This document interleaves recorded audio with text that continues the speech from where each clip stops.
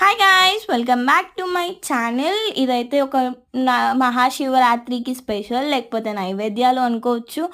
Mummy అయితే sweet పొటాటోస్ని boil చేసేసుకుంటుంది. దాన్ని అయితే నీట్గా వాష్ చేసేసుకున్న తర్వాత దాన్ని అయితే బాయిల్ చేసేసుకుంటున్నాం.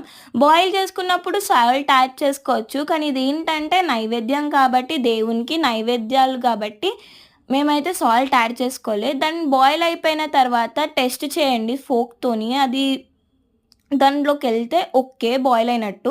దాని తర్వాత పీల్ చేసేసుకొని ఒక సైడ్‌కి పెట్టుకోవాలి. దాని తర్వాత మమ్మీ అయితే సత్తిపిండి చేసేస్తుంది. గోధుమలయితే తీసుకుంది.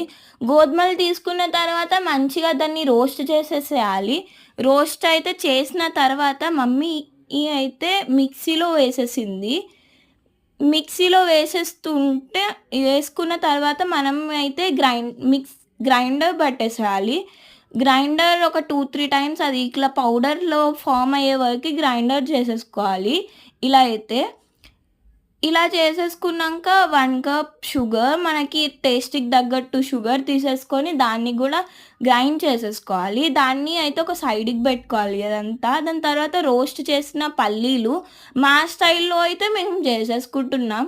రోస్ట్ చేసిన పల్లీలు తీసుకోవాలి. తీసుకున్న తర్వాత ఈ ఘీ తీసేసుకొని, ఘీలో రోస్ట్ చేసుకున్నాక తర్వాత ఘీ తీసేసుకొని దాంట్లో కొన్ని డ్రై ఫ్రూట్స్ అవన్నీ చేసేసుకోవాలి.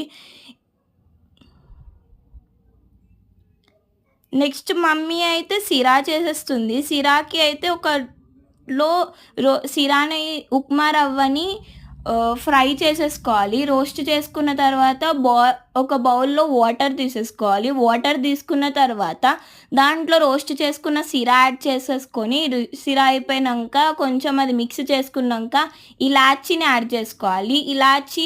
ఇలాచీ పౌడర్ అనమాట. ఇలాచీ పౌడర్ యాడ్ చేసుకున్న తర్వాత దాన్ని ఘీని వేసేసేయాలి, మిక్స్ చేయాలి. మిక్స్ చేసినాక ఇప్పుడు ఇంతకుముందు చేసుకున్న రోస్టెడ్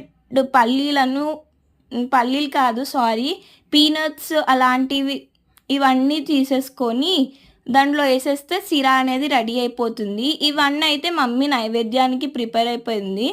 అండ్ నెక్స్ట్ ఫ్రూట్స్ అన్నమాట. ఎప్పుడైనా ఏది ఉన్నా లేకపోయినా ఫ్రూట్స్ అనేటివి మస్ట్ అండ్ షుడ్ కాబట్టి ఫ్రూట్స్ అయితే అన్నీ కట్ చేసేసుకుంటున్నాం. కట్ చేసుకొని దేవునికి అయితే నైవేద్యానికి ప్రిపేర్ అయిపోతున్నాం. అన్నీ మిక్స్ చేసేసుకొని ఒకటే దగ్గర పెట్టాలి. అంటే మిక్సింగ్ అంటే ఒక్కొక్క సైడ్‌కి పెట్టేసుకొని ఇవన్నీ ఇప్పటిదాకా చేసినయి అన్నీ ఇంక్లూడ్ చేయాలి. లైక్ ఇప్పుడు ఏమేం ఫ్రూట్స్ పెట్టుతున్నామంటే మస్క్ మెలన్, బనానా,